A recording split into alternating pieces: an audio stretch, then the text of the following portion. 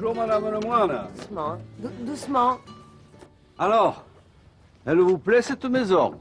Oui, oui, elle a beaucoup de charme. Dites, vous avez un beau buffet. Oui, il était à ma grand-mère et j'y tiens beaucoup. Mais il y a un problème, pour qu'il passe par la porte, il faut le démonter et ça, pas question. Il ne passe pas par la porte, il ne passe pas par la fenêtre et vous ne voulez pas qu'on le démonte. Et moi, je ne suis pas le bon Dieu. Et pourquoi vous ne voulez pas le démonter? C'est parce qu'il a plus de 100 ans et que je ne veux pas qu'on l'abîme. Il a raison, Madame Lemoine. C'est fragile, ces vieux meubles. Tu retires la porte, les côtés, une planche, une deuxième, et il tombe en morceaux. Et après, il te reste du petit bois pour allumer le feu. Il faut toujours que tu exagères et que tu fasses peur aux gens. En tout cas, moi, je n'ai pas l'intention de coucher ici. Alors, vous prenez une décision. Ou je le laisse dehors, ou je le démonte. Il est bien beau, votre buffet.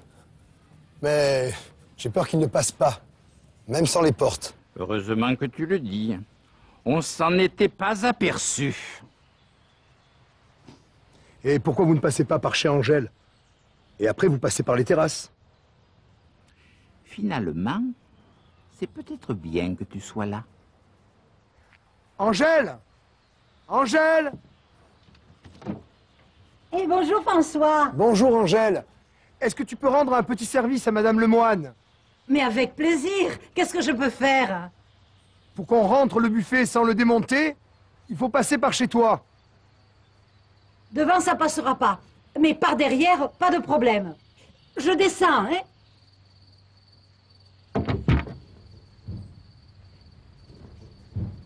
Attention, hein? Doucement, hein? Attention! Oh là là là là là là! Moi, je ne crois pas qu'il puisse y arriver. Je ne sais pas si j'ai eu raison de les laisser passer par ma terrasse, pourvu qu'ils ne cassent rien. Finalement, ce buffet, je ne pense pas qu'il aille avec le style du pays.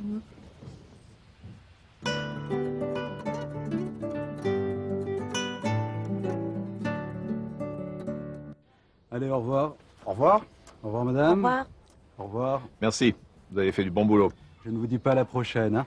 Et pourquoi pas? Si vous revenez dans le village, passez nous voir au café. Alors ça, je ne dis pas non.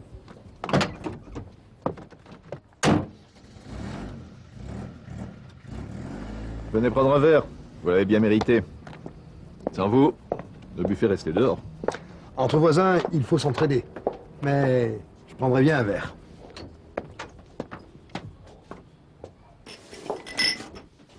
Je ne veux pas être indiscret, mais pourquoi avez-vous choisi cette région?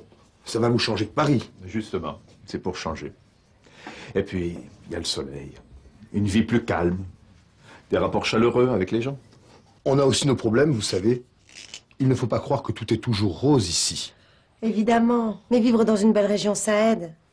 Et puis mon mari rêvait de monter un restaurant. Et vous aussi, madame, vous allez vous en occuper de ce restaurant? Ah, pas de la cuisine en tout cas. Je voudrais surtout m'occuper du café. Le transformer, rajeunir un peu la clientèle, en faire un lieu de rencontre où il se passe des choses. Avec tous ces beaux projets, vous n'allez pas vous ennuyer, hein. Si je peux vous aider, je connais tout le monde ici. Je suis né dans le village et j'ai repris la pépinière de mon père. Et je suis aussi bénévole au syndicat d'initiative. Ah oui? Et vous organisez des manifestations culturelles? Mais oui. Des concerts, des rencontres avec des artistes. Il faudra que vous passiez nous voir. Bien sûr. Dès que je pourrai. Maman, Oui. la vaisselle, je la range dans le buffet. Oui, attends, je viens t'aider. Si vous voulez bien m'excuser.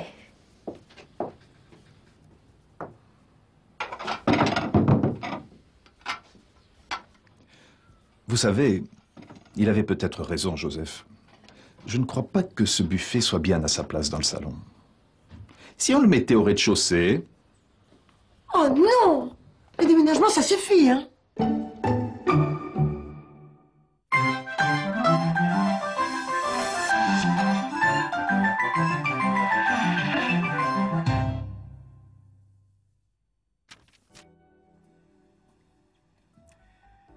Aujourd'hui, parlons des emplois du subjonctif. Vous vous en souvenez? Le subjonctif s'emploie après un verbe qui exprime Premièrement, la volonté ou le souhait. Je ne veux pas qu'on l'abîme.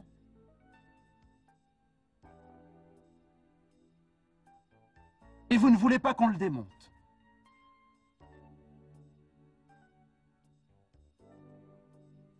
Deuxièmement, le subjonctif s'emploie aussi après une expression d'obligation.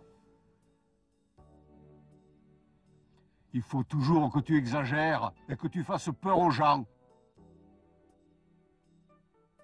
Il faudra que vous passiez nous voir.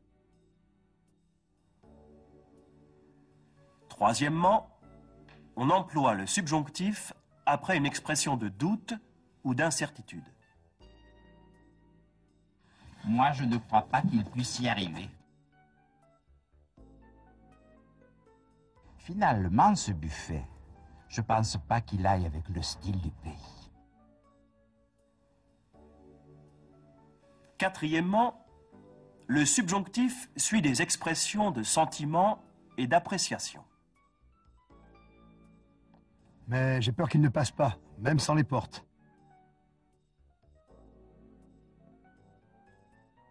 Finalement, c'est peut-être bien que tu sois là.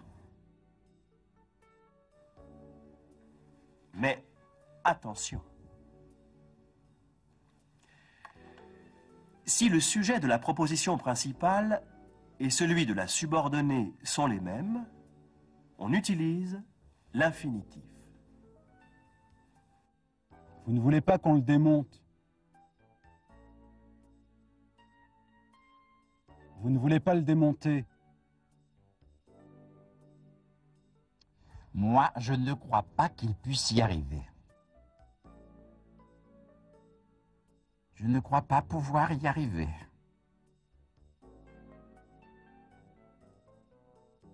Je crains que ce soit un peu difficile, mais je ne doute pas que vous puissiez y arriver.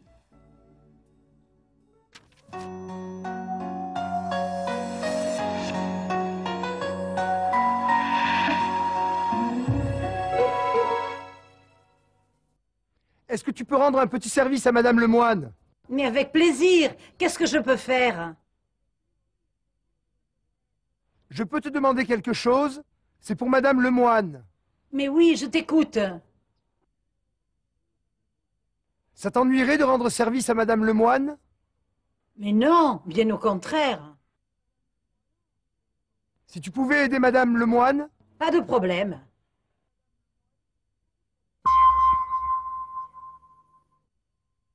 Venez prendre un verre, vous l'avez bien mérité. Alors ça, je ne dis pas non. Vous prendrez bien un verre? Ce n'est pas de refus. Je vous offre quelque chose à boire? Oui, avec plaisir. Vous accepterez bien un verre? Mais oui, ça ne se refuse pas.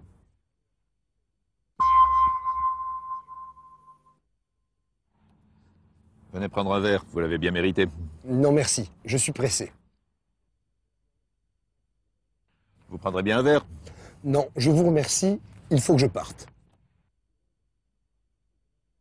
Je vous offre quelque chose à boire? C'est gentil à vous, mais on m'attend. Vous accepterez bien un verre? Merci, pas maintenant, une autre fois peut-être.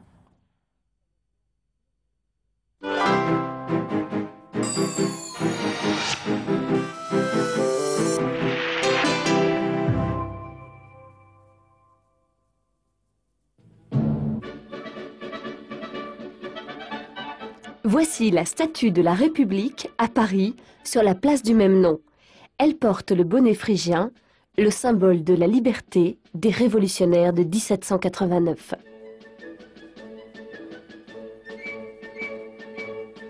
Trois statues de femmes représentent la devise « Liberté, égalité, fraternité ».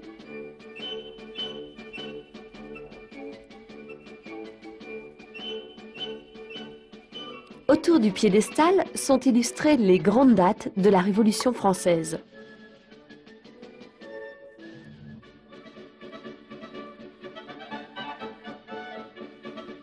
C'est sur la place de la Bastille que s'élevait la prison, symbole du pouvoir absolu de la royauté. Le peuple de Paris, révolté, l'a détruite le 14 juillet 1789. Aujourd'hui, la colonne de juillet rappelle les 3 journées, les 3 glorieuses, qui marquent la fin du règne de Louis XVIII. Le génie qui la surmonte symbolise la liberté. Depuis 1791, le Panthéon reçoit les cendres des grands hommes de la République française.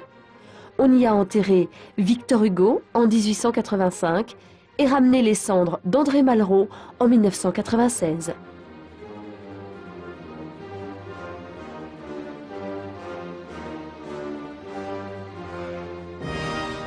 Et voici le palais de l'Élysée, un superbe hôtel particulier du XVIIIe siècle.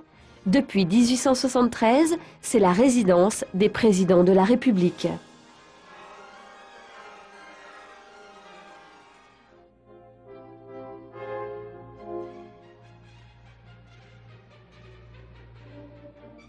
C'est au palais du Luxembourg, construit à l'origine pour Marie de Médicis, au début du XVIIe siècle, que siègent les 319 sénateurs.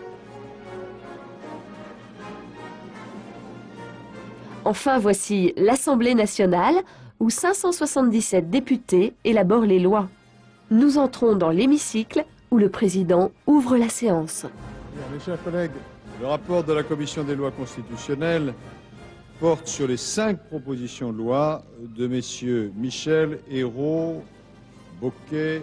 Les députés vont discuter les propositions de loi. Et dehors flottent les drapeaux tricolores, symbole de la République.